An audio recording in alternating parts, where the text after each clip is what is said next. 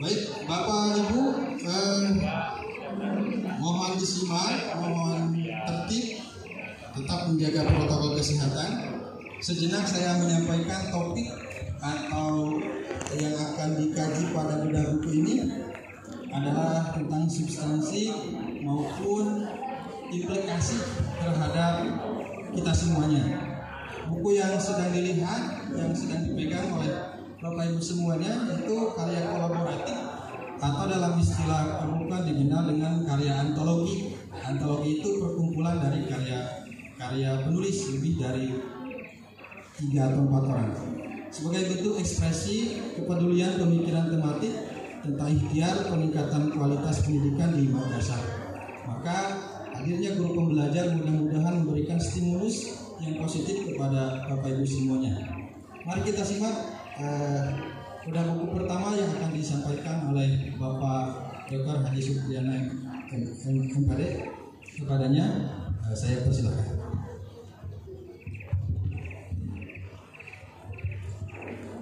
Terima kasih. Assalamualaikum warahmatullahi wabarakatuh. Alhamdulillah, salatu wassalamu ala rasulillah wa ala alihi wa ala. Bapak dan Ibu yang saya hormati,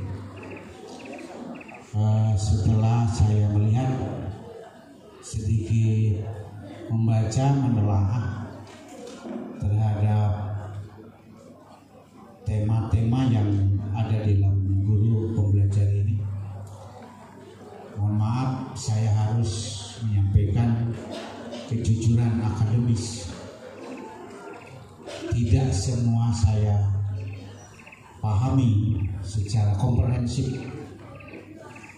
Mohon maaf ya, saya harus menyampaikan kejujuran akademis sekali lagi, karena saya punya keterbatasan. Tidak semua tema ini saya pahami secara mendetail.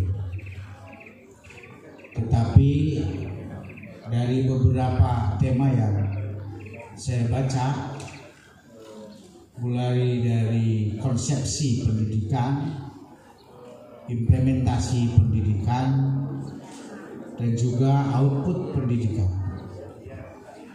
Dari mulai konsepsi pendidikan, walaupun tidak muncul teori-teori, tetapi saya melihat ada substansi yang memberikan benang merah bahwa setiap manusia yang lahir akan menjadi pintar atau tidak pintar. Manusia yang lahir akan bisa baik atau tidak baik sebagai produk dari pendidikan. Ini tidak lepas dari konsepsi teori yang disebut dengan, ada yang disebut dengan teori natalitas dan juga teori empirisme atau natalisme, empirisme, dan konvergensi. Kita akan menjadi baik, anak menjadi baik atau tidak baik, itu dilihat dari 3 sudut pandang. Sudut pandang teori natalisme, empirisme, dan konvergensi. Konsep Al-Quran mungkin kita tahu, wallahu akhrajakum min butuni ummahatikum la ta'lamuna syai'an wa ja'ala lakumus sam'a wal absar wal afidah. Ini konsepsi teori-teori pendidikan, dari mulai konsepsi potensi, proses, dan hasil. Semangat buku ini walaupun tidak muncul ya, tetapi ada. Natalis mengatakan kita ini menjadi baik atau tidak baik sangat tergantung kepada potensi yang dimiliki. Pengaruh lingkungan dinafikan. Menurut teori ini pengaruh itu nggak ada. Apa lingkungan itu tidak akan berpengaruh terhadap hasil daripada pendidikan. Berbeda dengan teori empiris yang menafikan potensi. Dicoba oleh teori konvergensi menyatukan antara natalis dan empiris yang kita kenal. Konsepsi agama kita, wallahu akhrajakum min butuni ummahatikum la ta'lamuna syai'an wa ja'ala lakumus sama wal absar wal afidah. Al-ayat. Potensi itu semuanya sama. Allah berikan kepada kita sama absar afidah, sama absar afidah. Itu potensinya sama. Artinya natalis itu. Sama kan? Latak kamu nasaya semua. Tidak ada yang ujuk-ujuk pintar, tidak ada, Pak. Apa mungkin Pak Badrun jadi wali kota? Pak, mungkin, Pak. Amin. Hanya karena hidupnya di situ. Jadi itu berarti lingkungan berpengaruh, Pak. Jadi konsepsi wallahu akhrajakum min butuni ummahatikum la ta'lamuna syai'a itu sama semuanya. Tidak melihat itu istilah kita itu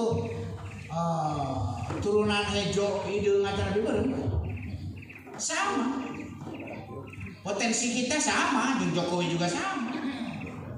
Jeung Bupati juga sama kita. Ya kan? Sama absorban afidah. Tetapi dari potensi itu berkembang, ya, sehingga disitulah ada yang memunculkan analisis empiris bahwa lingkungan itu sangat besar, sehingga lahirlah konsep yang namanya kulu mauludin yuladu alal fitrah. Fa'abawahu, nah ini lingkungan yuhawidanihi au yunasironi ayu majisani. Nah, lingkungan ini turut membentuk terhadap perkembangan setiap anak, setiap kita. Mau jadi apa? Itu lingkungan itu luar biasa. Saya suka menelaah terhadap perkembangan saya secara pribadi, dan mungkin kita juga sering menintrospeksi. Bahasa kita mungkin muhasabah. Kenapa saya bisa begini? Kenapa menganalisis. Dan semua peluang itu selalu ada. Dan seterusnya. Nah, teori-teori ini mempengaruhi terhadap perkembangan setiap kita. Tetapi ada yang sering kita alami bersama sebagai seorang guru ini, terlepas dari teori-teori itu. Saya baca di sini ada hal yang sangat menarik. Jadi lingkungan bagus, anaknya potensial, ya, ada sesuatu yang apa istilahnya tidak nampak dan sulit diteorikan, yaitu yang namanya ketulusan. Nah, ini ada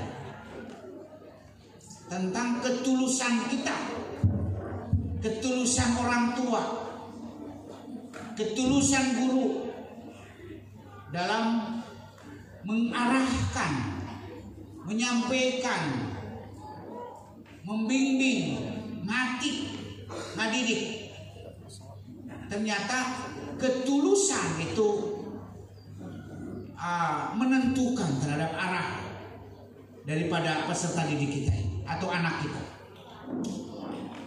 Nah, ini bahan introspeksi juga bagi kita, baik sebagai guru di sekolah maupun orang tua di lingkungan rumah tangga. Ternyata ketulusan itu adalah sebagai sesuatu yang sangat substansial di dalam mengarahkan anak kita dan peserta didik kita. Tapi itu aneh sebenarnya mah dari apa konsep ikhlas beramal. Ini ayat tema itu tentang ketulusan mendidik. Ya. Bukan nulis saya pokoknya, nulis dari saya. Ketulusan pendidik dapat menguatkan karakter peserta didik. Sekitar sepintas saya baca. Betul konsepsi ya bahasanya ketulusan. Bahasa agama memerenan ya ikhlas. Luar biasa ini kajiannya. Dan betul sehebat apapun merenanya membahasa kita. Lingkungan maya, guru pintar, bisaan, tapi meskelain tina inner beauty, kecantikan dari dalam seorang guru yang memunculkan keikhlasan dan ketulusan, ternyata dampaknya itu tadi tepati apa istilahnya itunya terkenalah berenang. Ngasih hukum pinter ya pinter unggul, tapi kak si pinter nate itu bisa menjadikan mana-mana soleh. Nah inilah yang namanya ketulusan itu betapa amat sangat penting mempengaruhi terhadap pembentukan karakter.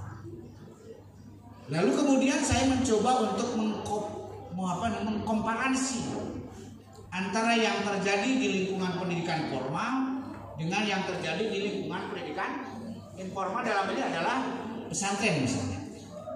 Seorang kiai ngajari anak pesantrinya dengan seorang guru ngajari anaknya di sekolah. Dari berbagai perjalanan pendidikan yang dilakukan oleh para kiai, terutama ini kiai-kiai yang belum terkontaminasi oleh perkembangan zaman yang sifatnya material. Mohon maaf sekali lagi, ya kan kiai ada jelema gitu kan sudah. Lembaga-lembaga pendidikan pesantren akan ada keterujiannya dalam keikhlasan dan ketulusan mendidik para santrinya. Sekarang ini ya memang perkembangannya beda juga begitu. Jadi kalau di pesantren yang ketulusan, keikhlasan terpancar dalam para kiai, itu berpengaruh terhadap hasil produk pendidikan itu. Itu berangkat dari ketulusan. Sehingga seringkali kita dengar santri untuk pernah milu ngaji ngasih ukur hikmah ke kajengan anak dititah balik ke kajengan tate senang muka pesantren tate mungkin sesuatu yang irasional kalau melihat dari teori-teori keilmuan. Dari kudu nama si santri eta teh ngaji, tapi kenapa ada realita? Ada santri nutup pernah ngaji ngasih ukur jadi hikmat ke kiai, kita balik jadi ngajar. Itu banyak pak. Itu berangkat dari doa dan ketulusan seorang kiai. Sampaikah? Jadi pertanyaannya kan begitu. Sampaikah posisi ketulusan, keikhlasan dari seorang kita mendidik di dunia formal, ya, sehingga mempengaruhi terhadap karakter anak, hasil daripada produk kita ini. Dan tentu tidak melihat latar belakang dia guru matematika, biologi, fisika, atau yang lainnya termasuk fikih, Quran, hadis, akidah. Tetapi yang lebih penting adalah kita ngajari anak biologi, lahir dari ketulusan yang sangat mendalam, mampu untuk menjadikan anak berkarakter di dalam mencermati ilmu itu. Mohon maaf ya, tadi malam saya sempat diskusi juga terkait dengan internalisasi pemahaman keagamaan, pemahaman keilmuan terhadap perilaku keseharian. Seringkali kita melihat secara keilmuan, apa lelah fikih, akidah ala, bahasa orang matapaku, fidin, tetapi belum terinternalisasikan dalam perilaku keseharian. Setiap saat dia bilang sodako, infak dan sodako dan lain sebagainya, tapi seringkali kita melihat gak pernah melakukan dalam kehidupan sehari-hari. Itu belum terinternalisasikan. Seringkali kita menyampaikan kepada anak berjamaah, dua, bertutur kata yang baik, gak pernah marah, tapi penuh kasih sayang. Dan keseharian kita seringkali tidak terinternalisasikan. Nah, ini sesuatu yang perlu dikaji oleh kita. Apakah pemahaman yang kita miliki ini sudah betul-betul terinternalisasikan dalam kehidupan sehari-hari atau belum? Ini akan berkaitan dengan ketulusan dan ketulusan. Kami di Kementerian Agama seringkali mengingatkan kepada saya, kawan-kawan kita. Memang pola pikir keilmuan sangat berpengaruh terhadap perilaku keseharian. Jadi tetap orang berangkat nanti tina ilmu kene kan? Betul sekali. Ketika Allah berjanji, yarfa'illahu allazina amanu minkum wallazina utul ilma darajat, itu pasti Pak. Gini tuh orangnya tente bahwa orang hari iman nama ayah ilmu nate ayah. Ilmu na ayah tapi amal solehna tepatnya ayah. Sehingga tadi angkat-angkat ke orang tua gitu. Dalam amal soleh itu. Macam abdi ya teh. Kenapa diangkat kepala kamil? Bermeta canepi gitu. Canepi wa ilmuna atau dampak dari ilmu dalam bentuk amal soleh. Dalam amal soleh tidak janji. Ngan justru orang kudu pertanyaan kan. Canepi eta teh Badul. Masih ukur ngaku-ngaku we hungkul pengamalan baru acan gitu. Nah, dari tema ketulusan pendidik berpengaruh terhadap karakter itu, saya katakan itu benar adanya. Sehingga yang namanya ketulusan adalah hal yang niscaya harus dimiliki oleh setiap tenaga pendidik. Itu Pak, hanya satu yang ingin saya sampaikan. Yang lainnya masih banyak. Dan mungkin gak baca tuh dalam waktu kursa peti tadi. Diberi aja peti kepada dek amari di hotel. Macam orang. Udah mah sebulan yang lalu ulunnya belum kebaca apa, dianalisis kamu. Nah tadi we kebaca ya makna 0 jeung 0 gitu. Kabejakeun. Alhamdulillah, terima kasih Mbak Dede.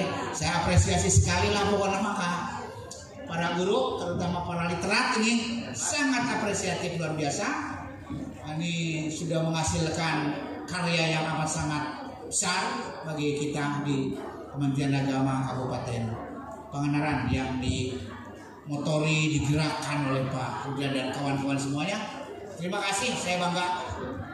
Hanya itu Pak yang saya sampaikan. Mari kita mencoba untuk membangun ketulusan hati, keikhlasan yang memunculkan inner beauty, terinternalisasi dalam kehidupan sehari-hari. Sehingga orang-orang Pangandaran, guru-guru Pangandaran, mun bahasa orang mah mata kayun yun, gitu dah lah. Mata kayun yun, pikara sepun, dicontok ku barudak gitu kata. Mun di bahasa orang kan makin itu teh.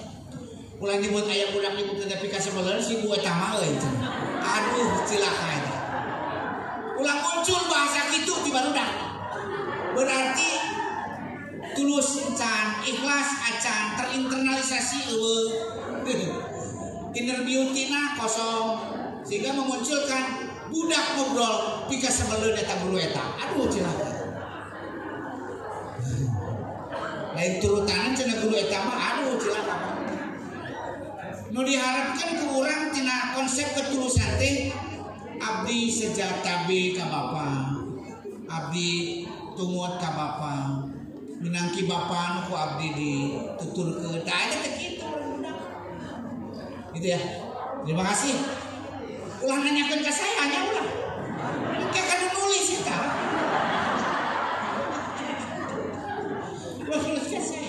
Saya hanya mencoba mengekspresi gitu atas analisis tema itu sehingga dikaitkan dengan apa yang saya ketahui dan itulah ya.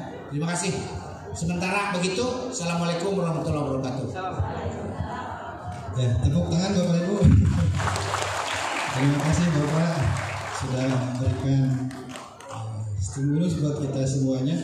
Jadi ada bahasa ketulusan dalam jiwa pendidik. Kalau saya mengutip dari perkataan Profesor Dr. Muhaimin itu, bahwa guru madrasah adalah manifestasi dari kiai. Maka akhlak-akhlak kiai, akhlak-akhlak nyai di pesantren itu harus tertanam dan terinternalisasi dalam diri guru madrasah. Bapak Ibu yang kami hormati, untuk pertanyaan nanti kita panel saja. Mari kita lanjutkan pada narasumber kedua. Insya Allah ini juga akan memberikan power yang luar biasa kepada kita semuanya, kepada Bapak Haji Nana Supriyatna SHGMA. Saya persilakan.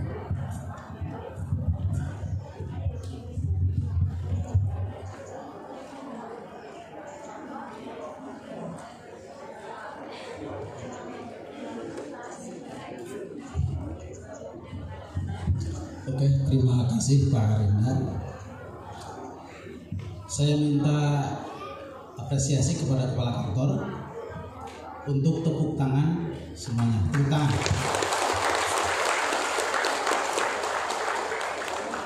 Dan kalau tepuk tangan itu ada instruksinya, berarti harus mengikuti sebuah instruksi. Ya. Tepuk tangan 1 kali. Tepuk tangan 1 kali. Tepuk tangan 3 kali. Tepuk tangan nggak usah. Kalau guru-guru era sudah tahu itu. Jadi ketika saya menutup sebuah acara, ketika ada pendidikan diklat di wilayah kerja, saya membaca sebuah konsentrasi dalam satu komunitas pertemuan. Dari tepuk tangan saja sudah kelihatan. Jadi kalau nggak ada nomornya nggak usah tepuk tangan. Jadi ketika ditanya ada duit nggak? Ada. Pasti kesananya sabaraha duitnya kan begitu.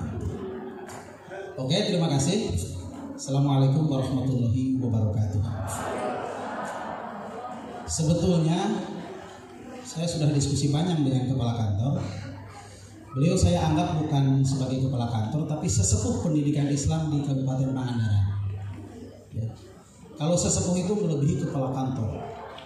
Jadi ada istilah sabdo panditorat. Pak Kiai Sarjan sangat paham. Jadi karena beliau adalah praktisi pendidikan, juga pakar pendidikan sesuai dengan derajat keilmuan yang sudah tinggi mencapai gelar doktor. Jadi saya hormat berat kepada beliau. Jadi beliau adalah kita sepakati sebagai seorang sesepuh pendidikan di Kabupaten Pangandaran, pendidikan Islam dalam hal ini. Ide dasar dari bedah buku ini, sebab apa yang tadi disampaikan oleh kepala kantor, ada kata kunci apa ketulusannya. Memang teori review tentang buku atau teori bedah buku itu, pembedah itu kan tidak harus semuanya memahami tentang tema yang ada dari judul-judul tersebut. saya mengikuti sebuah struktur pembedahan, ya, dalam hal ini bedah buku, bahwa yang akan saya bedah adalah apa yang saya sukai. Terkait dengan 0 dan 0 saya nggak suka karena saya tidak punya latar belakang matematika. Kenapa kepala kantor tadi bicara 0 dan 0? Beliau adalah latar belakang matematika. Sehingga di pengantar buku saya, di alinea pertama berbicara tentang cogito ergo sum. Kenapa latar belakang saya menyampaikan cogito ergo sum? Karena buku ini adalah hasil pemikiran orang, bukan hasil pemikiran di luar orang. Jelas ya? Hasil pemikiran manusia. Makanya dari item ke-1, ke-2, dan ke-3 saya membaca ini adalah sebuah kerangka berpikir. Makanya saya tanggapi yang saya suka, yang saya mampu, dan yang saya bisa. Buat apa saya mengomentari terkait dengan nalar, kemudian pengalaman, kemudian tentang narasi, kemudian tentang yang lain-lain di buku itu. Daripada nanti menimbulkan sesuatu hal yang blunder, kata kepala kantor tadi, lebih baik yang saya sampaikan adalah apa yang saya sukai. Jadi kalau ibu-ibu nggak suka dengan pembicaraan saya, ya terserah, karena ibu-ibu masing-masing punya rasa suka tersendiri. Itu adalah merupakan sebuah selera. Dan secara psikologi itu pas gitu. Bapak Ibu sekalian yang kami hormati, saya harus jujur menurut kata hati saya bahwa bedah buku ini adalah sebuah kegiatan tradisi akademik di lingkungan madrasah. Jadi saya baru memahami madrasah itu, ternyata di madrasah itu ada yang namanya sisi akademik, sisi manajemen. Yang saya pahami akademik itu ya di perguruan tinggi, bukan di madrasah. Ternyata pengawas itu fungsinya ada sisi manajemen, ada sisi akademik. Wah, kalau berbicara akademik, guru bukan hanya digugu dan ditiru, tapi guru itu adalah sebagai periset dari apa yang dilihat, yang dikaji, dari apa yang dilakukan tindakan kelas. Kalau latar belakang saya bukan guru, akhirnya saya memiliki corak paradigma yang berbeda terkait hal ini dari sisi gaya berpikir. Yang saya pahami, bagaimana memahami pikiran orang. Jadi saya itu berusaha memahami pikiran Parinda, memahami pikiran para penulis yang mulia ini. Saya katakan yang mulia. Kadang memahami pikiran istri saya. Ini kalau mood bagaimana, itu kan memahami pikiran orang. Jadi ketika kita tidak paham tentang pikiran orang, berat sebetulnya akan melakukan sesuatu. Contoh kasuslah begini. Memahami sebuah pikiran itu adalah bagaimana orang tersebut menyampaikan pikiran-pikirannya dalam sebuah catatan dan tulisan. Saya berusaha harus sepaham-pahamnya. Tetapi saya kembali lagi, apa yang saya sukai dari apa yang dipahamkan dari pikiran orang. Sebab dari sisi filsafat ilmu, ada beberapa gaya berpikir yang saya pahami. Gaya berpikir yang saya pahami yang pertama adalah analitika bahasa. Analitika bahasa dari bab per bab sampai terakhir itu gaya bahasanya sangat berbeda.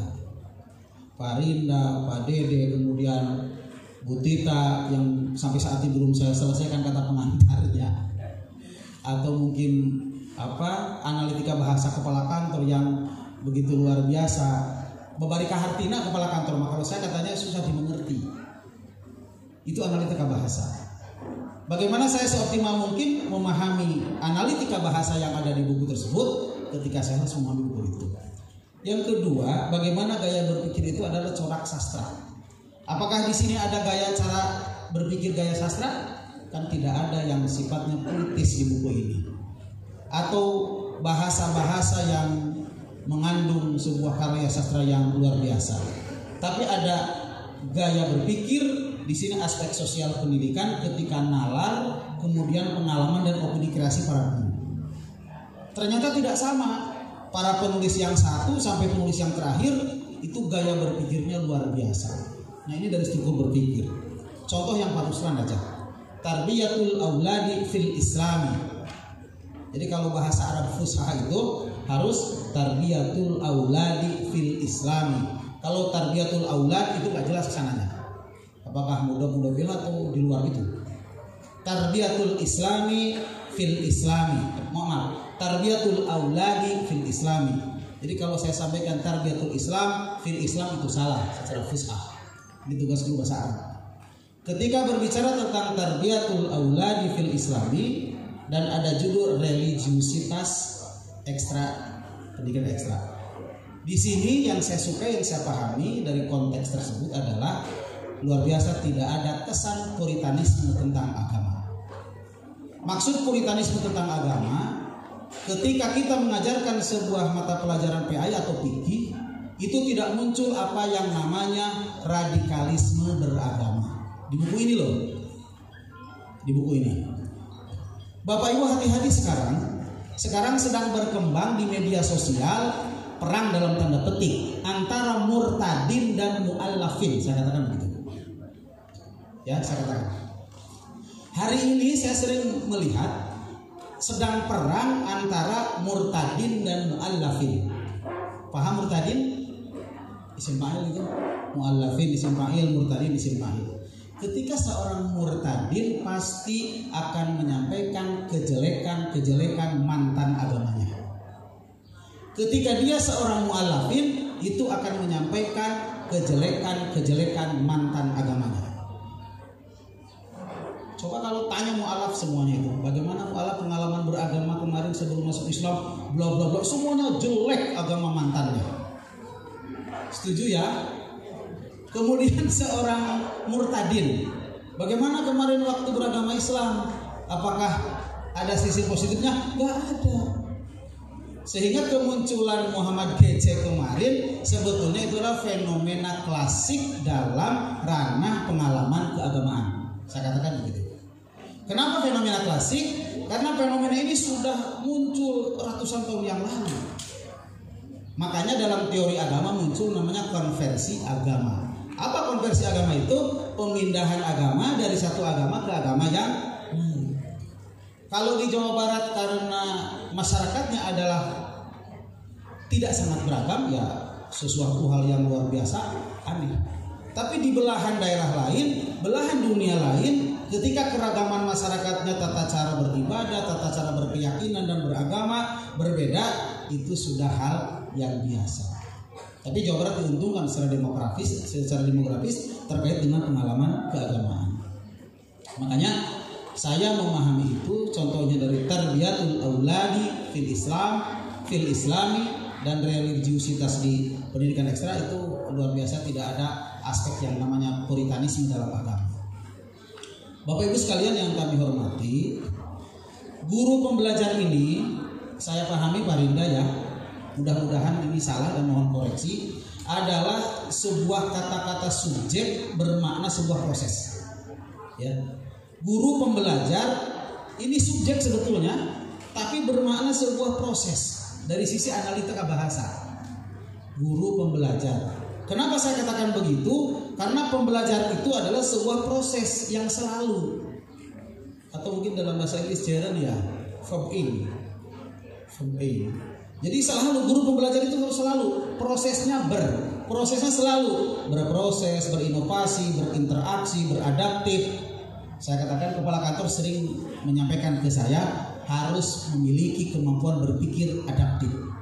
Kapan adaptif terjadi? Ketika kondisi negara bangsa membutuhkan sebuah wawasan moderasi, para guru agama, para guru madrasah harus pandai-pandai meletakkan diri dalam aspek-aspek keberagamaan dan keberagaman dalam kondisi bangsa saat ini. Makanya tadi disampaikan tantangan saat ini adalah salah satunya adalah kalau di split itu sedang terjadi perang antara murtadin dan mu'allafin. Setuju tidak setuju? YouTube-nya sudah banyak. Ketika saya membuat sebuah konten Kompas itu beda. Ketika saya membuat sebuah konten Republika berbeda. Apa yang harus kita laksanakan sekarang adalah bagaimana kita harus bisa memahami apa yang disampaikan dalam pesan berita itu. Saya di perjalanan dari Ciamis ke sini Pak, ada yang menyampaikan tentang kontraproduktif Islam Nusantara. Oke, kalau tidak setuju dengan Islam Nusantara, saya katakan begini, Kalau memang tidak setuju dengan Islam Nusantara, jangan disampaikan ke orang-orang yang anti Islam Nusantara, tapi sampaikan kepada orang-orang yang pro Islam Nusantara. Berimbang pasti. Sebab apa? Pemikiran Islam Nusantara dan pemikiran Islam Nusantara itu perlu studi yang sangat cukup. Tidak hanya 2 SKS. Kita makan memahami dia hanya berita. Berita 1, berita 2, kita tanpa studi yang mendalam, akhirnya muncul sebuah pemikiran negatif dari masing-masing paham tersebut. Nah, kondisi saat ini seperti itu. Bapak Ibu sekalian yang kami hormati, ternyata dari proses guru pembelajar ini itu sangat memahami apa yang namanya transformasi digital. Bahasa yang saya sampaikan harus mempertimbangkan, memikirkan apapun yang akan dilakukan di media sosial. Nah, ini tantangan kita. Makanya kalau ada ide, Pak, itu jangan disampaikan di medsos. Ada ide sampaikan aja di buku menjadi sebuah karya. Nanti karya itu mari kita buka, mari kita kritik bareng-bareng. Yang tidak setuju nanti dimasukkannya ke sebuah kritik buku. Nah, ini adalah yang harus tradisikan sebagai tradisi literasi di lingkungan madrasah. Karena kalau tidak seperti ini bangsa kita akan hancur karena dengan perkembangan hoak atau macam-macam. Saya kira demikian yang kami sampaikan. Mudah-mudahan ini bermanfaat dan saya apresiasi terhadap para guru pembelajar ini. Jadi guru pembelajar ini baru 17, Pak. Ya, mudah-mudahan yang 17 ini bisa melahirkan 17 lanjutan sebagai guru pembelajar. Demikian sementara yang kami sampaikan. Kembang tinitik sinebaran sari, tutup lawang sigotaka, tutus langkung kepanghalan bobo sapanon carang sapakan car. Assalamualaikum warahmatullahi wabarakatuh. Ya, kasih aplaus Bapak Ibu. Terima kasih Bapak. Terima kasih Pak Jimana sudah memberikan stimulus baru, ya, sehingga lahir power yang berbeda pada diri kita sendiri. Ternyata Bapak Ibu, cogito ergo sum itu penting ya Pak, bahwa dikatakan sebagai hasil sebuah pemikiran seseorang. Kemudian gaya berpikir dalam menulis pun akan berbeda karena latar pendidikan akan berpengaruh, latar pengetahuan berpengaruh juga. Yang terpenting dalam dunia akademik adalah agree and disagreement, bersatu untuk berbeda pendapat. Kemudian guru pembelajar juga sebuah kata subjek tapi bermakna sebagai proses. Artinya guru itu harus berinovasi, berkreasi dan beradaptasi. Bapak Ibu, untuk selanjutnya kita diskusi Q&A, pertanyaan. Bapak Ibu boleh bertanya kepada narasumber 1 atau 2 atau juga boleh bertanya kepada para penulis, ya. Langsung saja Bapak Ibu tujukan mau bertanya ke siapa, pertanyaannya apa. Kalau berhubungan dengan ide gagasan penulis, Bapak Ibu bisa langsung menuju pada penulis-penulis yang sudah hadir dan duduk di depan. Nah, kita buka dulu sisa pertanyaan pertama, 3 penanya. Silakan Bapak Ibu untuk 3 penanya, ya. 1, yang kedua silakan berdiri Bu. Yang kedua mana Bapak Ibu? Baru 1. Ada? Ya, 2, 1 lagi. 1 lagi Bapak Ibu. 1, 2, 1 lagi, silakan. Apa mau yang belakang? Silakan berdiri Pak. Oh ada, oh ya, 3 ya.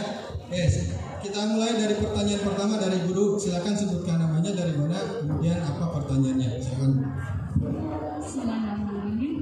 Assalamualaikum warahmatullahi wabarakatuh. Saya Irna dari MI Al-Musri, Babakan Pangandaran.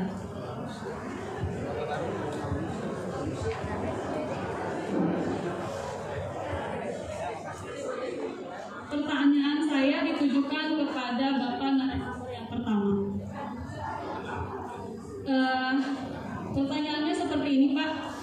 bagaimana mengelola emosi kita sebagai pengajar kepada anak yang belum bisa taat terhadap perintah, sehingga di pikiran anak tidak ada kata tidak suka terhadap kita gitu loh Pak.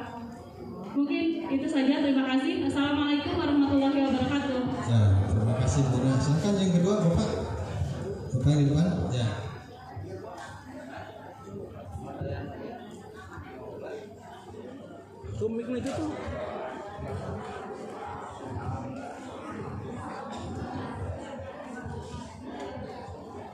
Assalamualaikum warahmatullahi wabarakatuh.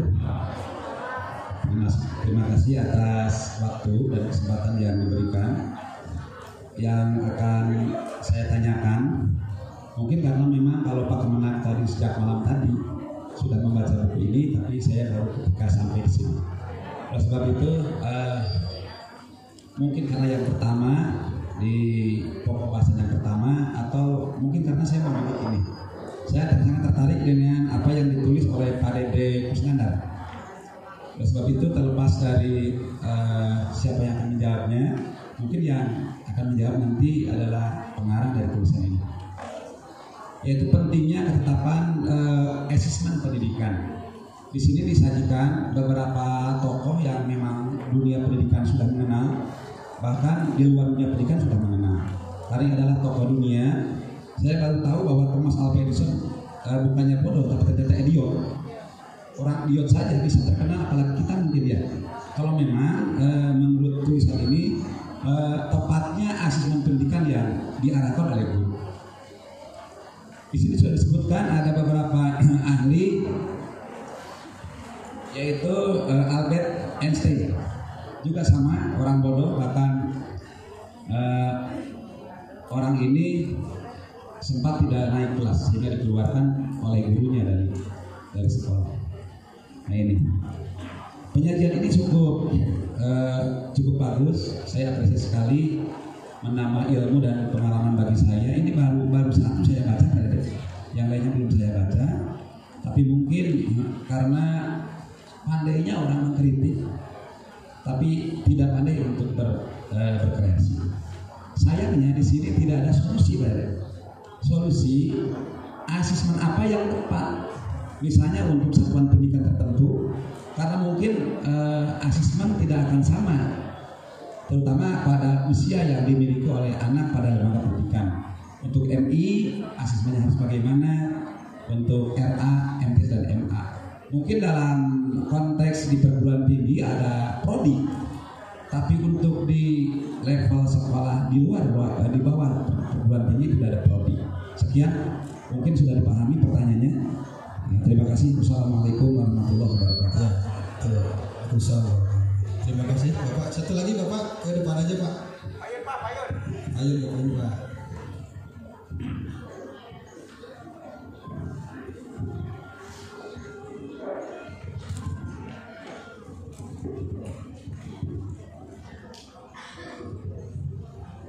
Assalamualaikum warahmatullahi wabarakatuh.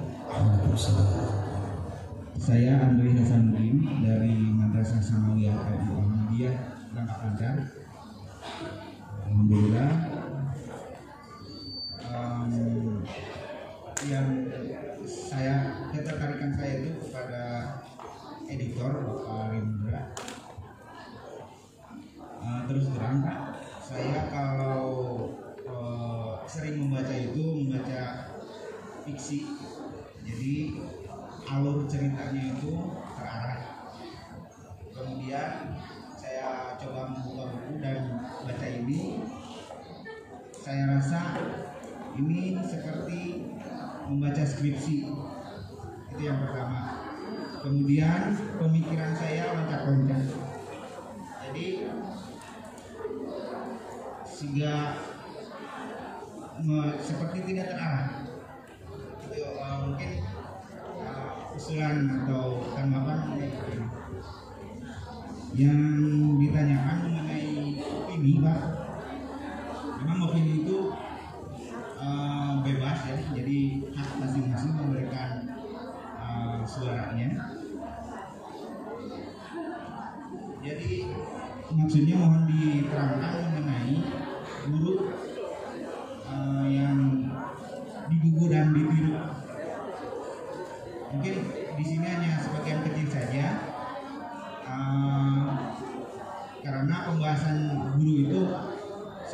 biasa, artinya mohon diberi detail mengenai buku dan itu.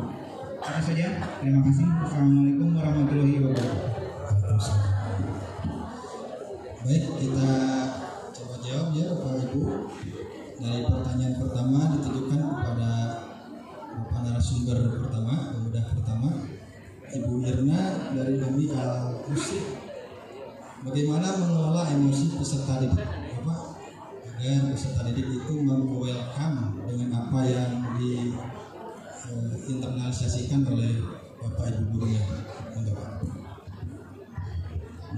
Terima kasih Bu, Bapak-bapak semuanya. Saya punya pengalaman jadi guru paling tidak 15 tahun menghadapi heterogenitas anak, khususnya di tingkat SLTA. Mungkin ada siswa saya, murid saya di sini seperti apa? Bagaimana menjaga emosi? Ya, kita ini basyariah ya. Sifat kemanusiaan itu sering muncul. Tetapi bagaimana agar emosi yang sifatnya negatif terutama tidak memunculkan di hadapan anak, mengatur bagaimana caranya. Ini mungkin perlu ada semacam tarbiyah yang sifatnya didawamkan, dibiasakan. Berbicara tentang emosi kadang-kadang ya fluktuatif, sangat tergantung kepada situasi dan kondisi. Tetapi situasi dan kondisi itu akan terkendalikan manakala tarbiyah itu, kedawaman kita, kebiasaan kita itu terlaksana ke setiap saat. Contoh begini Bu,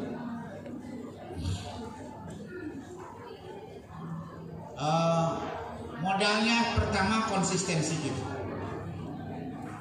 Konsistensi seperti kaitannya dengan mencari guru yang digugu dan ditiru. Dalam mengajar ada konsistensi sikap.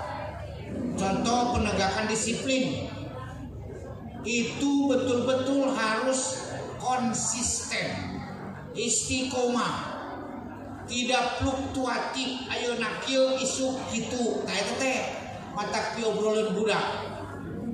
Kalau bapak ibu datang setiap jam 7, tidak boleh lebih dari jam 7. Kalau bisa kurang dari jam 7. Konsisten, dan itu pasti akan menjadi rujukan bagi anak. Bakal digugu, bakal ditiru.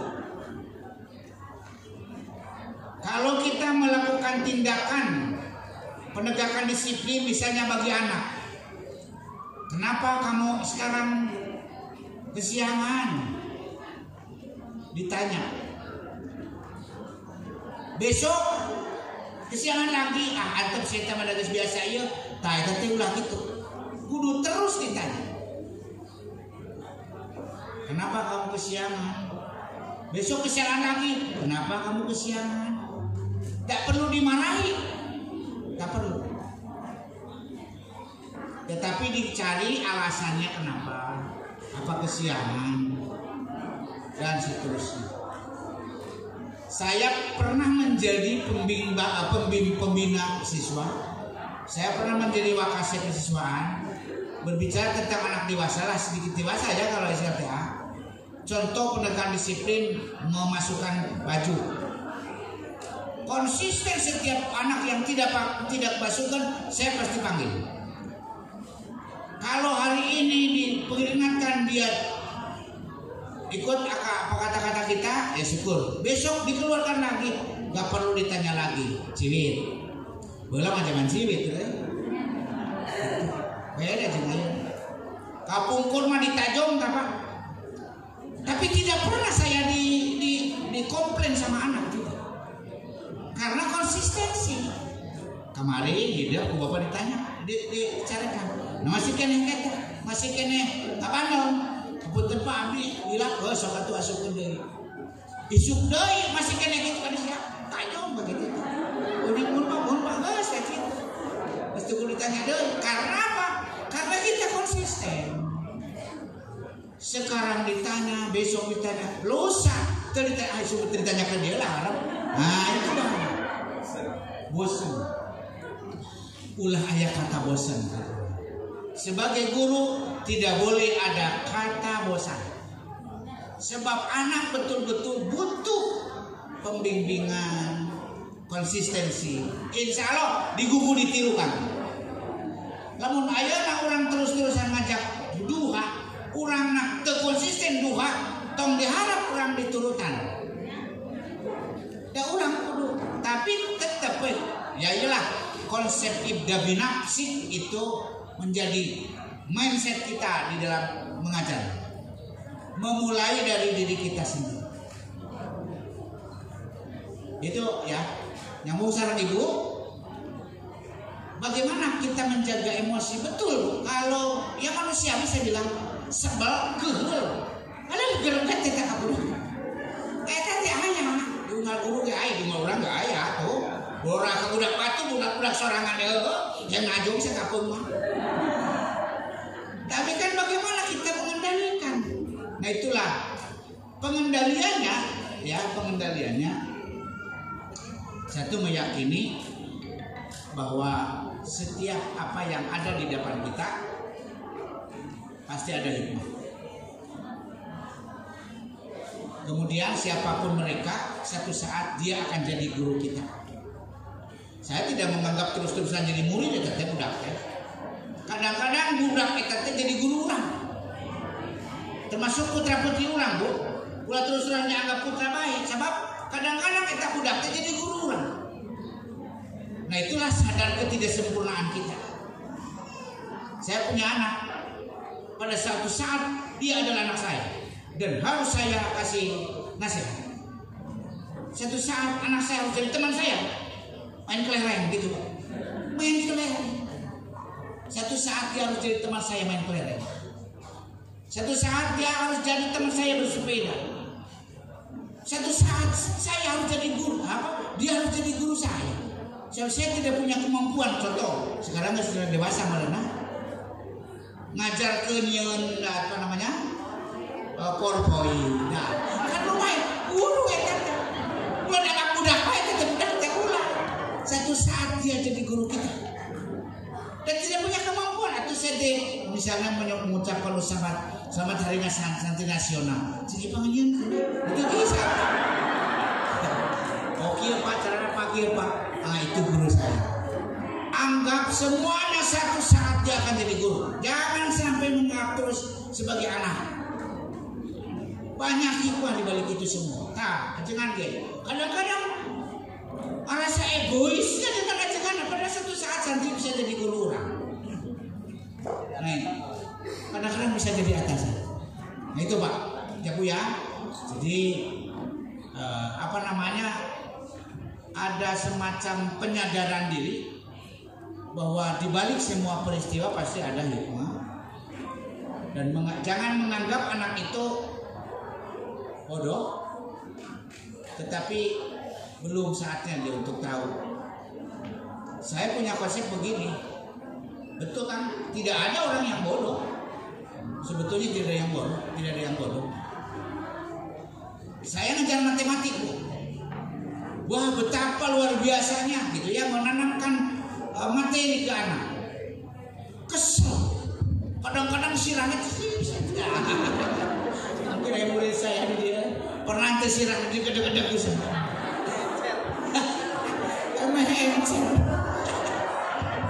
Pengalaman itu Bu. Ajar gitu kan. Kapan keliling ka teka tukang. Itu pun aku bapak dari kedua kaki dikendang-kendang sirahna, tapi dia tidak merasa apa sakit dan sebagainya. Karena apa? Apa namanya? Enjoy yang kurang teh merasa apa ya? Itu ngerasa keut, dia ngerasa keut eta ka budak teh. Tapi justru dia tuh terekspresikan ku dikendang-kendang naon, merasa diakui gitu. Dan memang kembali bahwa ngajar itu seni. Tidak semua teori yang kita pahami dalam hal metodologi itu selalu tepat. Tetapi sangat bergantung kepada bagaimana membuat seni menguasai kelas, mendekati anak, personal approach-nya bagaimana. Saya sering kadang-kadang satu saat saya jarang, mungkin semua terkenal saya guru yang galak. Tapi satu saat saya romantis dengan siapapun, dengan anak siswa perempuan atau siapa laki-laki. Satu saat saya belum ada seorang pun yang mau menyampaikan ucapan selamat hari ulang tahun, tapi pada saat saya datang, saya sampaikan ucapan selamat hari ulang tahun. Romantis kan saya? Mereka betul-betul apresiatif dan menangis. Belum ada seorang pun yang menyampaikan itu. Berorah bapak, berorah. Naon kabogoh macam. Dah budak dewasa sih juga mengerti atau itu. Memang butuh satu saat. Mereka butuh tempaan yang luar biasa. Tapi di satu sisi mereka pun butuh kasih sayang. Dan itulah seni. Seni, Pak. Makanya ya mungkin lebih dari saya, bapak-bapak yang lebih dari 15 tahun. Saya 15 tahun pun aja. Timulinga honor. Tapi jadi guru inti, guru teladan. Lumayan, Pak. Padahal galak kita. Bila ayam murang kali abdi yang alumni MTSN Banjar atau alumni Man 2 Ciamis, ampun aja. Segitu punya. Jadi memang ada seninya. Jadi emosional kita itu bakal terkendali. Mohon maaf, saya punya teman. Pada saat dia marah sama anak, kelihatan emosional. Burung dia nanti. Ditepak orang gini maki itu nabi nak budak teh. Aku angku tidak ada. Dan babaturan itu guru. Nah cerita kita mau ni burung gitu eta apa pengertian teh. Berarti emosional teh benar eta. Dah makunya ancan. Berarti teman teh benar. Tak berarti cenepi jiwa guru nabi kadin. Jadi marah tapi tidak tertampakkan marah kita kepada anak. Jadi lain emosinya bukan emosi yang apa ya, yang kekeh memang ngadidik ya orang mah gitu. Dan terpancar, mana disebut inner beauty teh gitu kan. Yang namanya inner beauty, kecantikan dari dalam posisi manapun kita tidak pernah dianggap marah. Tapi benar-benar nuansa edukasinya gitu. Apa nilai tarbiyah yang begitu. Bisakah itu? Saya yakin bisa. Dan itu dipelajari, continue, dawam bahasa orang, insya Allah akan menjadi. Saya rasa itu. Terima kasih. Ya, terima kasih Bapak sudah memberikan jawaban yang luar biasa. Itu mungkin pertanyaan dari Bu Irna ya. Pertanyaan kedua ini dari Bapak Herdianto. Pertanyaan untuk Pak Dede, tapi sebelum ke Pak Dede, ini nanti mau disampaikan dulu, dijawab dulu oleh Pak narasumber kedua. Pada ketepatan asesmen pendidikan oleh guru di buku itu tidak tercantum model asesmen seperti apa yang tepat solusinya, seakan-akan tidak ada solusi gitu. Silakan Bapak. Terima kasih. Saya akan mengomentari dari sesepuh pendidikan ya terkait dengan metodologi yang unik. Kalau di metodologi pembelajaran cara mendidik anak, saya baru mendengar metode coachwork. Ini luar biasa. Ini bisa menjadi sebuah teori baru. Jadi ketika metode yang lain deadlock, saya katakan begitu. Ketika metode yang lain deadlock, kita harus bisa, atau dalam bahasa manajemen itu ada alternative thinking. Ini bisa pada diterapkan metode coachwork tidak apa-apa. Sebab ya otak harus encer betul. Bapak Ibu sekalian, ini mungkin sebuah pengalaman sebagai seorang guru dan pengalaman sebagai seorang murid. Saya pun kan seorang murid juga dari bapak guru dan ibu guru waktu saya sekolah atau di pondok pesantren. Jadi memang kadang banyak sekali metode alternatif yang disampaikan oleh para guru. Dan itu berbeda antara guru yang satu dengan guru yang lain. Terkait dengan AN, Pak, asesmen ya. Jadi pemerintah ini yang dalam buku ini kan sebuah tawaran pemikiran, wacana pemikiran dari Pak Dede tentang asesmen. Kalau memang secara kualitatif asesmen itu meminta solusi, nanti Pak Dede yang jawab. Tetapi saya normatif, jawaban saya yang normatif ketika kebijakan pendidikan itu sekarang masuk di ranah apa yang namanya asesmen nasional, ya. Asesmen nasional itu adalah salah satu tahapan pembeda dari setiap jenjang adanya asesmen nasional. Bisa dibaca bagaimana AN untuk MI, AN untuk MTS, dan AN untuk aliyah. Saya kira soalnya tidak sama. Dan pemetaannya pun tidak sama. Makanya kenapa sekarang tidak seluruh siswa mengikuti AN. Nah, itu kan untuk merekam sebuah peta bagaimana anak-anak tersebut menjadi sampel untuk semuanya, seluruh Indonesia. Nanti ada solusi yang tepat secara normatif yang akan dijadikan sebuah kanun pendidikan atau aturan-aturan pendidikan untuk meningkatkan kemampuan seorang anak. Saya kira secara normatif ya sekarang sudah berjalan dan kita masih menunggu hasilnya. Itu di kita juga sekarang sedang mengecek, yang MI juga sekarang bahu-membahu sinkronisasi segala macam terkait banyak tentang persiapan asesmen nasional. Jadi terkait dengan wacana yang disampaikan oleh Pak Dede, saya kira itu perlu diapresiasi dan lebih jelasnya mangga Pak Dede. Terima kasih. Ya, silakan Pak Dede untuk menambahkan.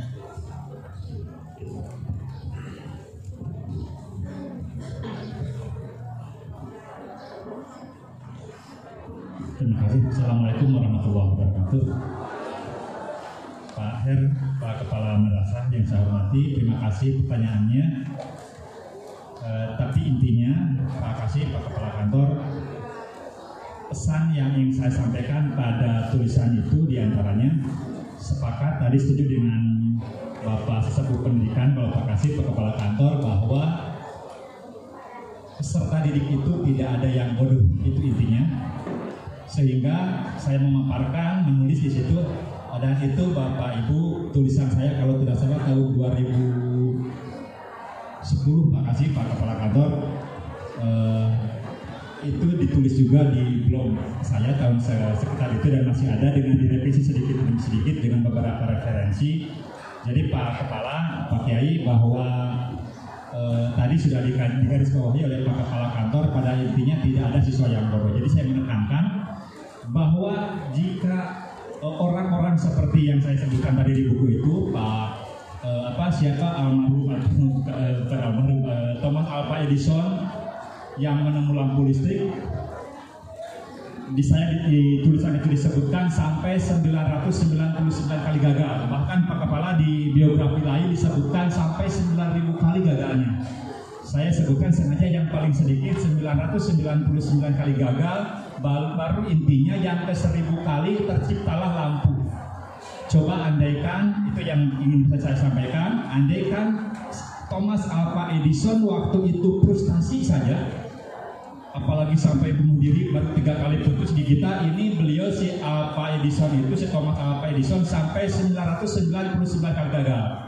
Bahkan di buku biografi lain sampai ribuan kali gagal, baru 1000 kali terbentuk terciptalah lampu bohlam. Entah seperti apa jika dulu andaikan 999 kali Thomas Alva Edison gagal, putus asa, entah seperti ini lampu sekarang atau bagaimana. Itu saja, intinya satu. Jadi sementara si Thomas Alva Edison sendiri waktu kecilnya dianggap bodoh. Albert Einstein yang sampai di abad 20-21 saja dianggap orang tercerdas, ketika kecilnya juga dianggap bodoh dan dikeluarkan. Nah, jadi intinya tadi betul kata Pak Kepala, tidak ada siswa yang bodoh. Saya memberi pesan kepada Bapak Ibu, kepada saya sendiri intinya, bahwa semua siswa itu sebenarnya memiliki kecerdasan.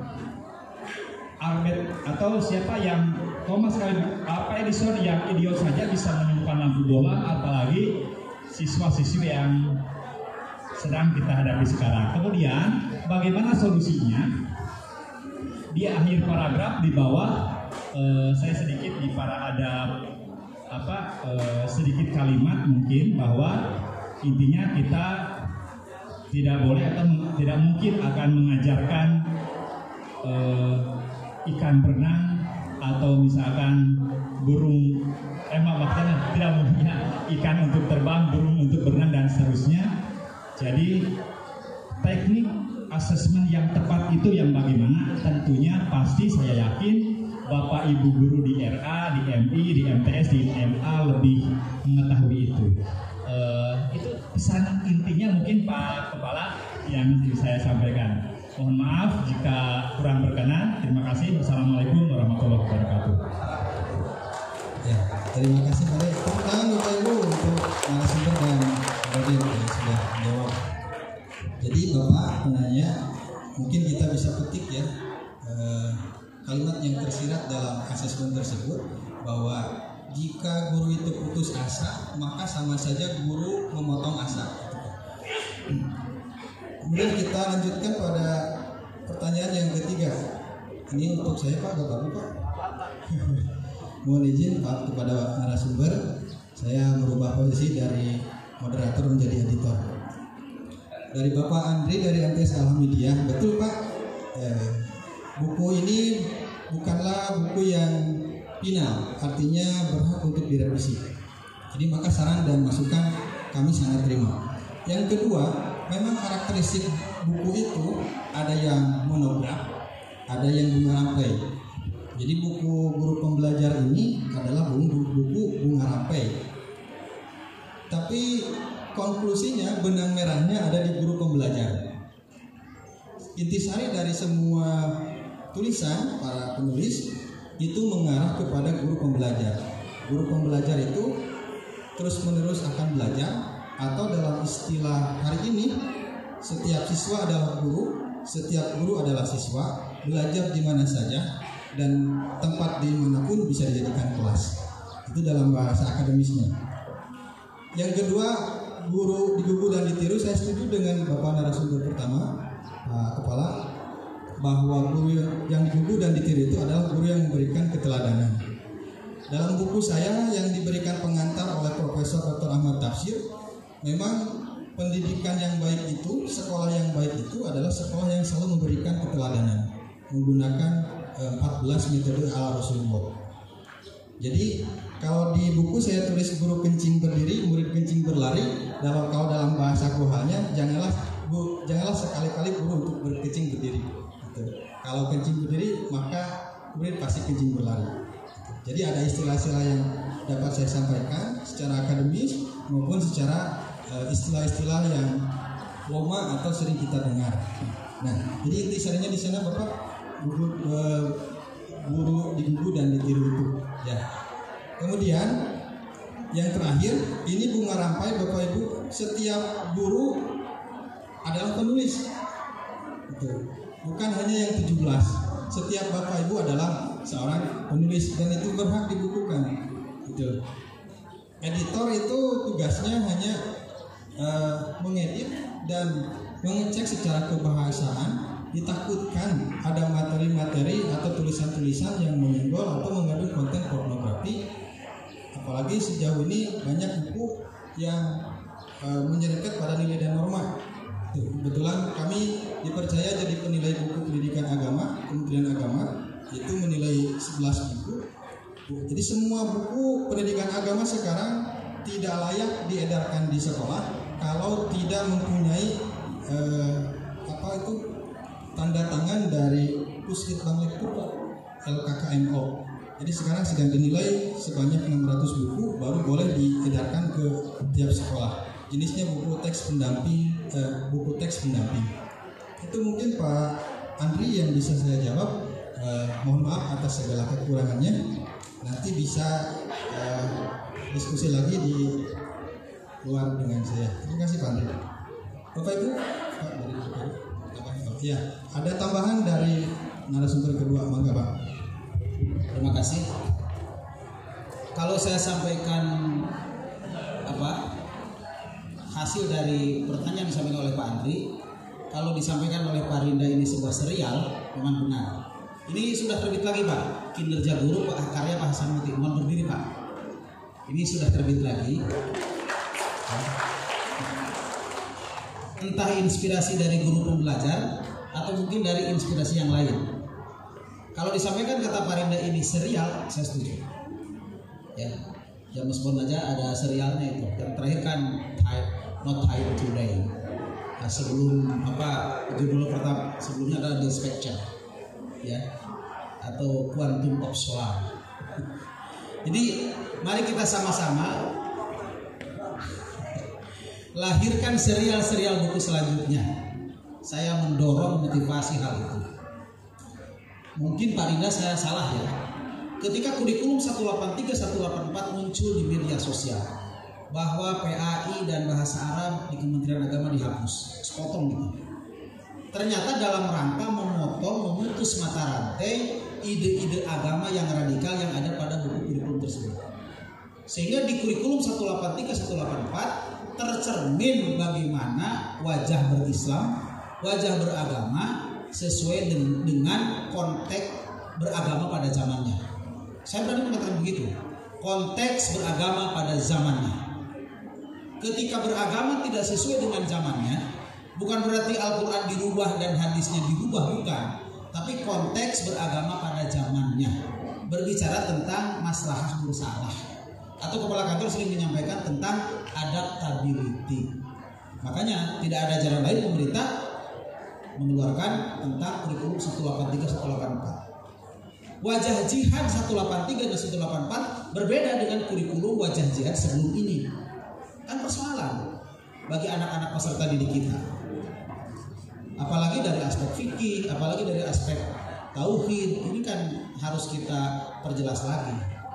Walaupun kemarin menimbulkan pro dan kontra. Sampai hari ini pun ada yang mempertanyakan Kemenak menghapus bahasa Arab dan pendidikan agama Islam.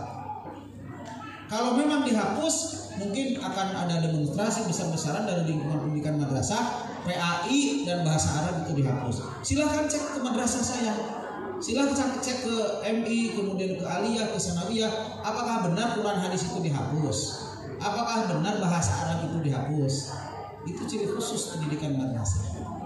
Jadi mungkin itulah pemerintah cara memotong paham-paham yang tidak menguntungkan bagi, bukan Islam paham negara, bukan. Negara Indonesia ini tidak ada madhab negara, nggak ada. Tapi harus memang kita bangun sebuah kondusivitas sebuah negara. Saya kira itu tambahannya, Pak Kepala. Ya, Bapak Ibu, cukup 3 pertanyaan. Apakah ada yang mau bertanya kembali? Enggak, Pak. 1. Yang kedua? Tidak ada. Yang ketiga? Tidak ada. Nah, berarti sudah 3, Pak. 3 pertanyaan, Pak. 1. Oh, 2. Ada 2, ya. Silakan, Pak.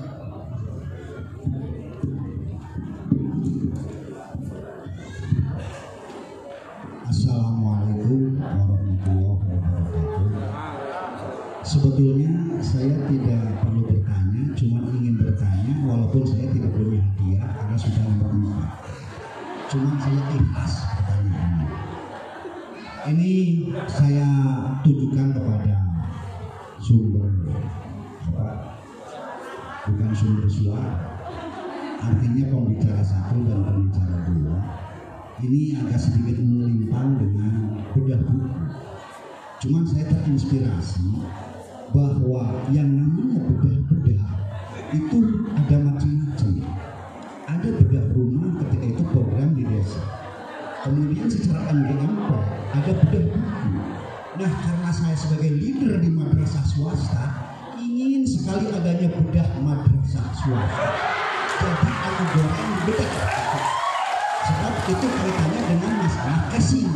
Lamun mis sekolah awon murid lalu makan. Ini di luar itu cuma 1. Yang kedua, saya akan mengomentari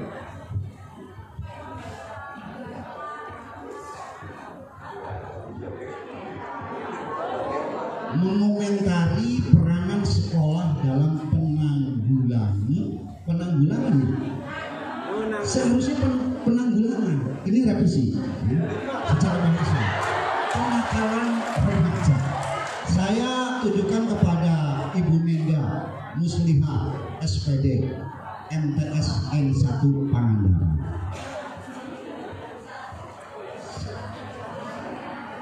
Setelah saya baca beberapa jam, ada yang sangat menyentuh di situ mengenai masalah faktor-faktor terjadinya kenakalan remaja.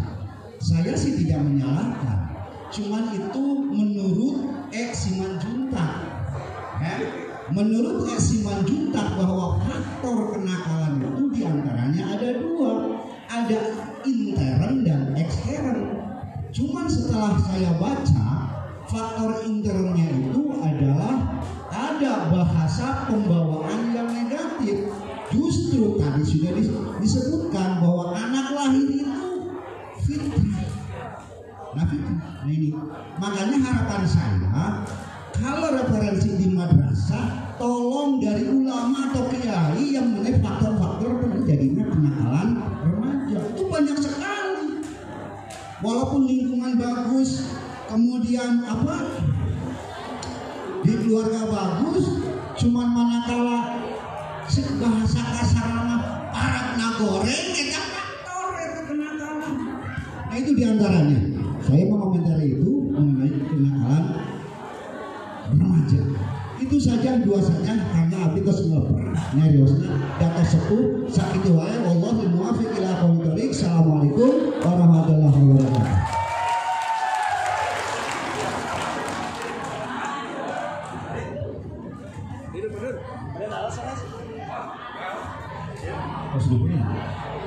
Assalamualaikum warahmatullahi wabarakatuh. Bapak Kantor dan Pak Kasih yang saya hormati, juga para mubadihin ya, ahli bedah sadayana ya, komisi berhormat. Kaji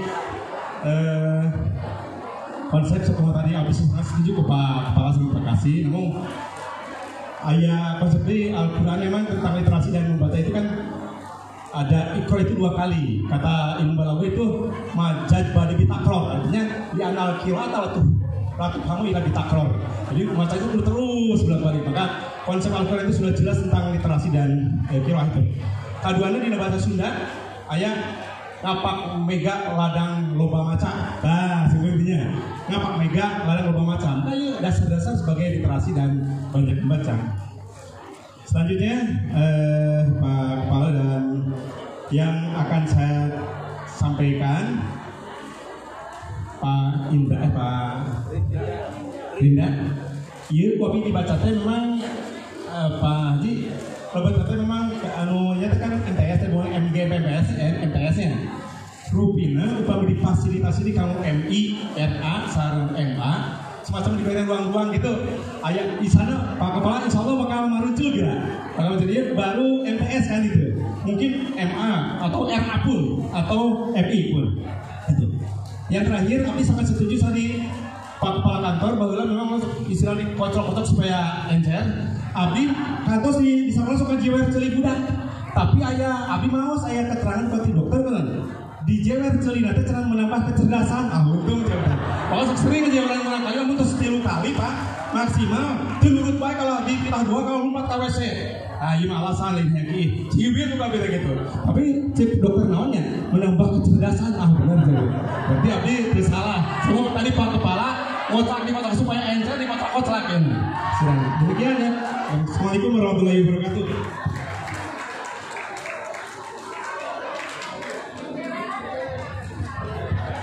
Ya, Bapak Ibu, terima kasih pertanyaannya luar biasa dari Pak Bangkrut sama Pak Anas. Dua pertanyaan ini insya Allah sekaligus akan di closing statement sama Pak Kepala narasumber pertama. Kepadanya kami persilakan. Ya, terima kasih.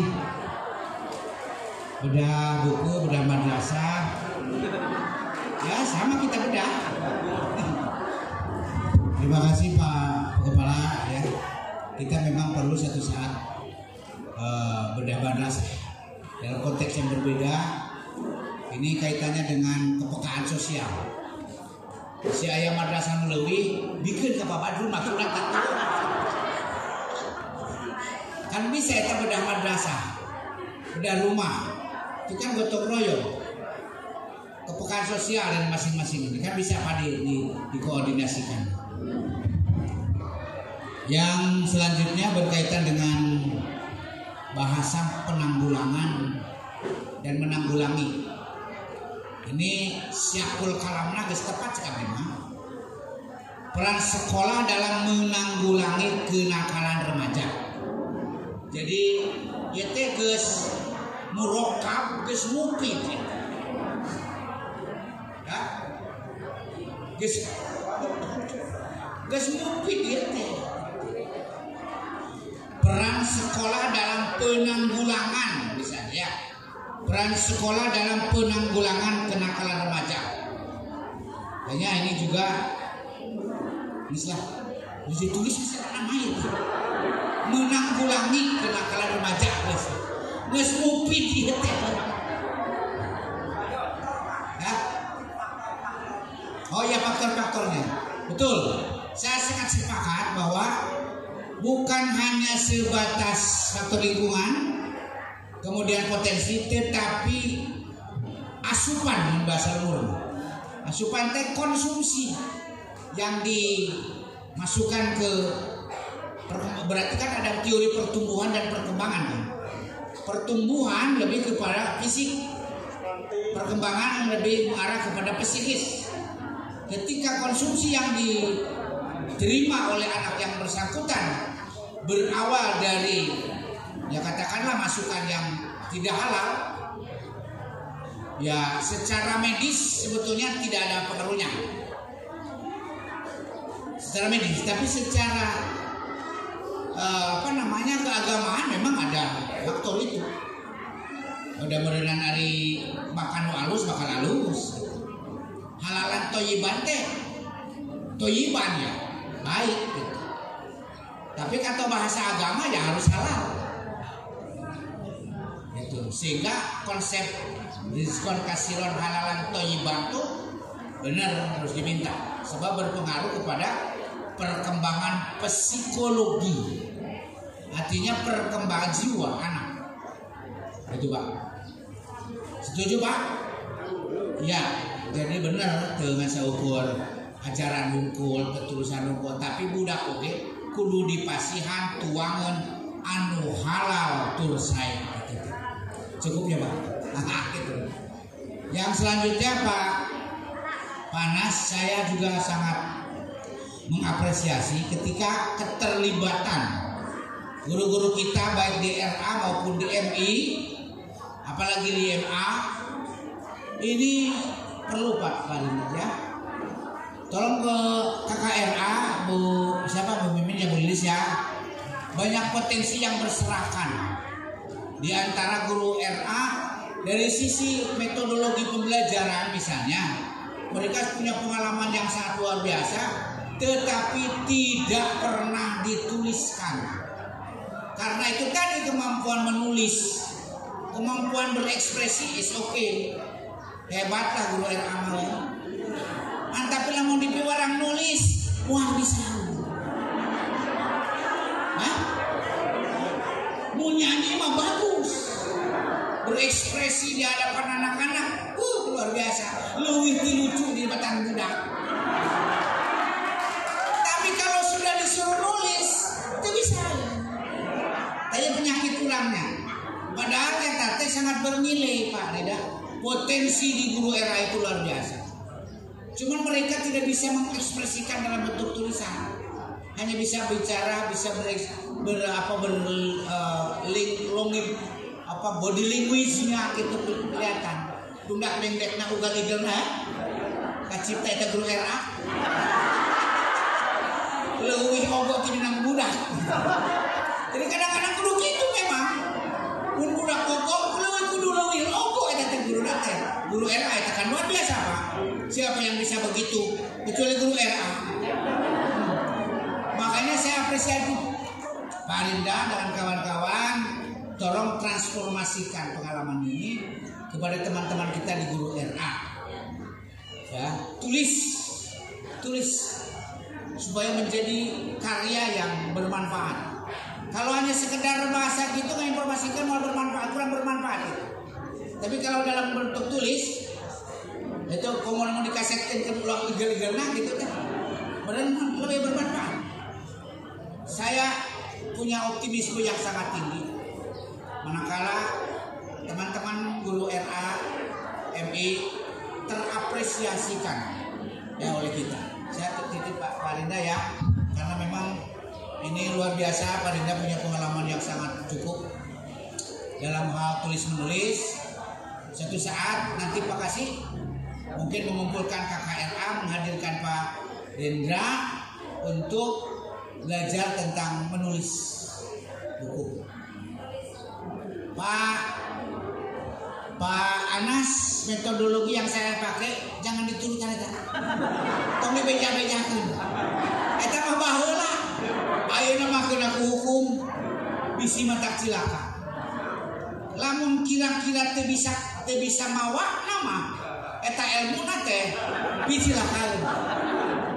Ngaku siapa pada saat itu saya bisa mengayomi anak dengan segala cara. Arek digedeg-gedeg, arek dikumak-kumak dicium, udah bisa mawanya. Tapi lamun nuntut kejiwaan itu bisa jadi bahaya, Pak. Bisa bahaya. Sarwajeng dina ilmu nu teu bisa mawa mah mata cilaka. Itu dah. Da metodologi ilmu itu nu teu pernah ditulis dina buku mah aya metodologi gedeg-gedeg. Tapi seni itu mah seni tanpa tertulis di dalam teori-teori. Tapi disitulah ekspresi sebagai seorang guru, bagaimana agar materi kita itu tersampaikan kepada anak dengan happy, tanpa dengan penuh ketegangan. Matematika mah tegang aja teh. Kurang-kurang nama tegang tanda. Guru datang ke kelas kita budak teh murungkut gitu.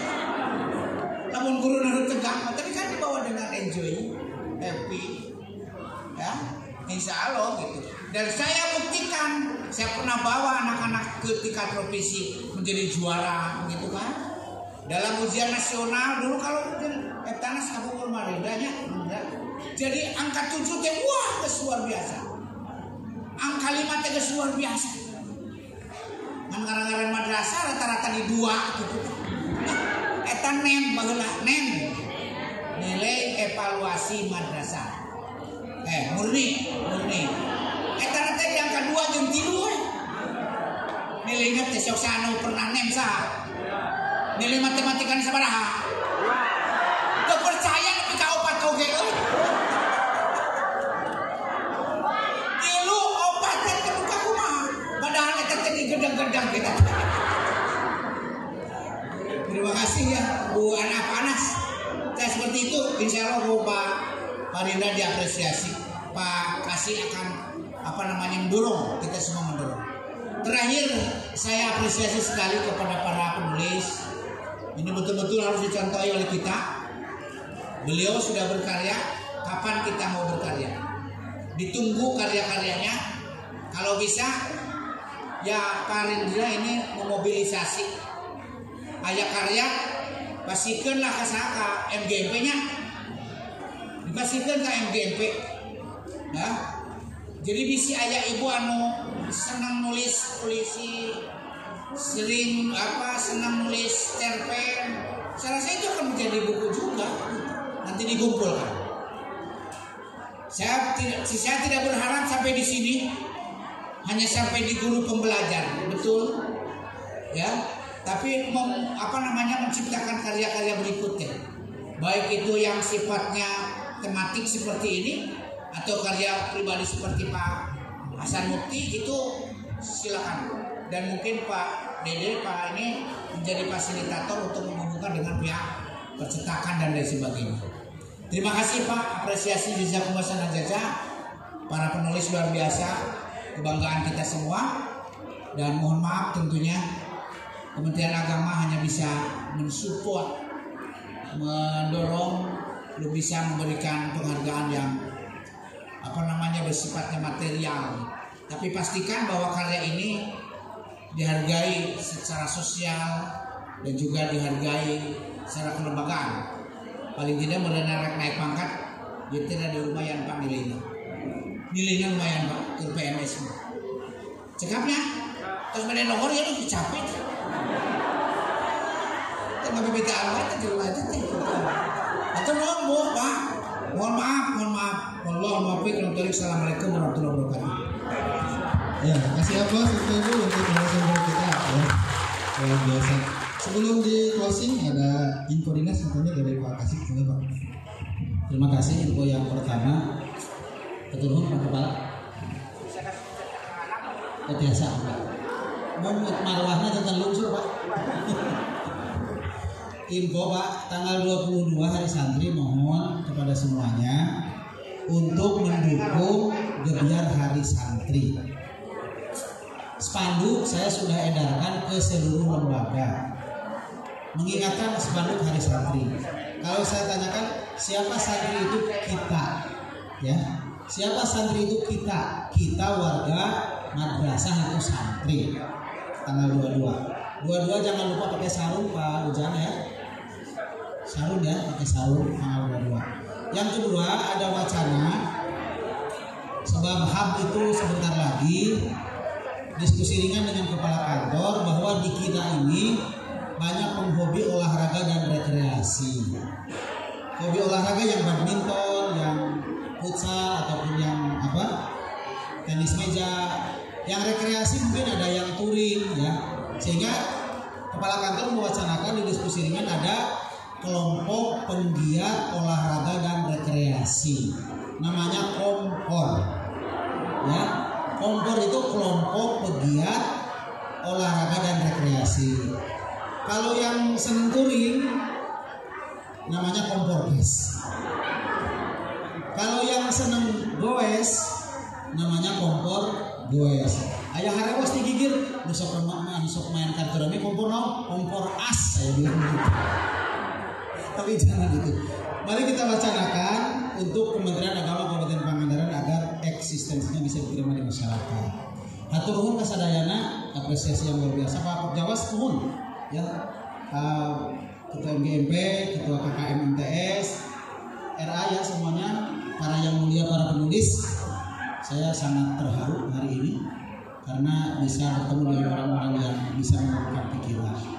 Kepada peserta, terima kasih atas segala waktu dan pengorbanannya sudah sampai di sini. Kami ucapkan terima kasih. Kami kembalikan ke Pak Linda. Billahi fi sabilil haq. Wallahul muwaffiq ila aqwamit thoriq. Assalamualaikum warahmatullahi wabarakatuh. Baik Bapak Ibu, alhamdulillah bedah buku sudah selesai. Puas tidak puas, Bapak Ibu jangan puas. Ya, kritik dan masukan sangat kami harapkan. Mudah-mudahan setelah pulang Bapak Ibu memberikan kritik dan saran bagi kami untuk perbaikan di masa mendatang. Terima kasih telah mengikuti acara ini dengan hikmat, mudah-mudahan bermanfaat bagi kita semuanya. Billahi taufiq wal hidayah. Assalamualaikum warahmatullahi wabarakatuh. Saya kembalikan kepada pembawa acara.